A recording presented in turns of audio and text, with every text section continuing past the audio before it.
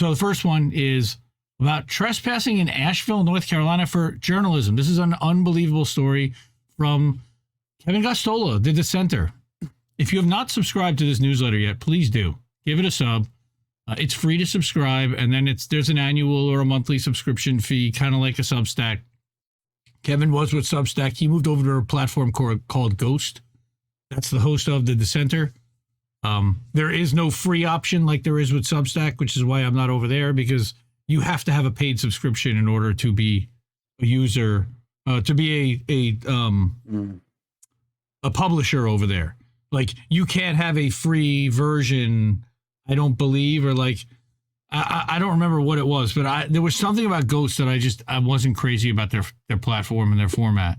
But anyway, so Kevin, in the meantime, sorry I dorked out about platform there, and I have to put money in the jar. Thanks, Reef.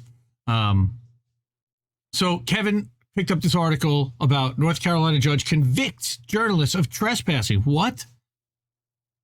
So, journalism's under attack. We talk about it all the time. And of course, Kevin Gosztola, from both Shadowproof and the Dissenter, he is a double Indie Media Award honoree. So really, we can give him two shots there, Mr. Reef.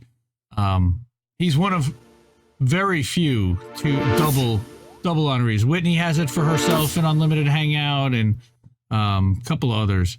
But anyway, so what happened here? A judge in North Carolina found the two journalists with the Asheville Blade guilty of trespassing on Christmas in 2021 when they stayed in a public park to cover Asheville police as they evicted a homeless encampment. Veronica Coit and Matilda Bliss were sentenced to pay $25 in fines and court costs. She received an additional sentence of 1 year of unsupervised probation with a 10-day suspended prison sentence, according to the Asheville Citizen Times. So, suspended prison. The Asheville Blade reporters immediately appealed the decision by Judge Calvin Hill. Jury was tentatively scheduled for May 1st. And in today's bench trial of Blade journalists, Judge Calvin Hill declared them guilty of trespassing, ignored freedom of the press, openly sided with the police department's claim that it can order reporters off public land. So the judge, according to the media organization, apparently contended that no evidence had been presented to show that the reporters were journalists. The prosecutor didn't even take this position. Now, I don't know if you saw the cover photo that I showed, but the cover photo actually is a photo that shows that they have a press badge and the cop, like, with the light shining on the press badge. So the Asheville Blade is a, quote, leftist local news co-op that focuses on hard-hitting journalism, in-depth investigation, and sharp views from Asheville. Worrisome. They are reader-supported primarily through Patreon. There's a link on the Dissenter website, and have been around for more than a decade. Okay. Beginning on December 19th, 2021, those in Asheville gathered at Aston Park for 5 evenings to urge the city to leave people without any shelter alone in the park after it closed at 10 p.m. So they took a stand on Christmas, and police responded by sweeping the encampment and arresting 6 people, including these 2 reporters. All 6 arrestees were, quote, released from custody on the condition that they did not return to the Aston Park, which is what the Asheville Free Press reported. ACLU of North Carolina, Freedom Press Foundation, Reporters Without Borders, everybody kind of comes to their backing and urging the city to abandon this prosecution. Body camera footage was released after the groups requested that the Buncombe Superior Court in Asheville make the video public. Police showed the footage clearly showed that police had ordered the arrest of them because they were videotaping. Of course. So again, arrested for journalism. So Seth Stern, who's the advocacy director for Freedom of the Press Foundation, which was founded by Glenn Greenwald, I believe, said the footage also showed that Asheville Blade reporters had recorded the sweep from a distance and they didn't obstruct police. The cops just didn't want the possibility that they could have recorded any kind of wrongdoing or mischaracterized what they were doing, I believe. In the released footage, Asheville Police Department Mike McClanahan asks Bliss if they're leaving.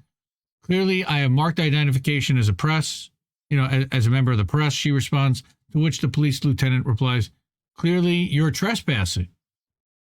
She's singled out by officers similarly. They tell police they are covering a story and identify themselves as press.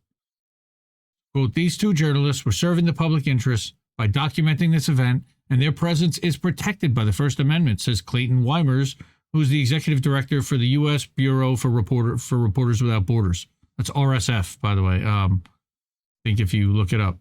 Rebecca Vincent is the global head. The charges against them for trespassing are a poor attempt by local officials to intimidate the press and public from being able to monitor law enforcement. I mean, how often have we seen this? Like, film the fuzz, right? Like, you made like a whole thing about this. Yep. Weimers spoke to Asheville Citizen Times and highlighted the fact that more and more local governments in the U.S. are passing ordinances to prohibit reporting from homeless encampments. Great. So, quote, I think this is the first guilty verdict in one of these cases, and I hate to think about what kind of precedent we're setting here. Great. This is the fourth trial since 2018 against journalists for offenses allegedly committed while gathering and reporting news, according to the Freedom of the Press Foundation's U.S. Freedom Tracker, Press Freedom Tracker. They were never accused of harming or obstructing police or anyone, and it's ridiculous that this case even got to this point, is what their lawyers said after the verdict. Their crackdown on free speech doesn't end with journalists. The same prosecutors are trying mutual aid workers for felony littering. Seriously. Right. Felony littering. Yep. Every reporter, everyone who's criticized any official or cop should find the push to punish our journalists chilling. Yeah, I do. We remain determined to keep fighting, and we stand behind them, and